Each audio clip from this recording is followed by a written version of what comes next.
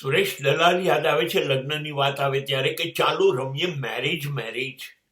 અમે ડ્રોઈંગ રૂમમાં હસીએ અને બેડરૂમમાં ફસીએ.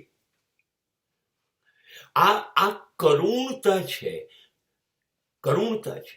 અને ત્યાર પછી એમણે તો એમના ખતરનાક મિજાજ મુજબ કહી દીધું કે જ્યારે જ્યારે કોઈ પણ પરિણીત વ્યક્તિ તમને એમ કહે કે એ અત્યંત સુખી છે, સુખી થઈ ગયો, એટલે સમજી જજો કે આ સૌથી મોટો જુઠ્ઠો છે અને આ ભરોસાને પાત્ર નથી.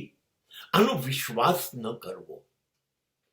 આ દુનિયામાં દાણચોરનો વિશ્વાસ કરવો, ચોરીના ધંધા કરનારાનો વિશ્વાસ કરવો, અરે કૂતરા ભસતા હોય ને એનો ભરોસો કરવો.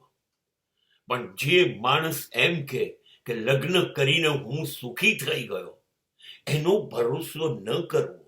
અને જે એવું કહી રહ્યો છે કે સુખી થવા માટે હું લગ્ન કરું છું, એની શોક સભા ભરવી,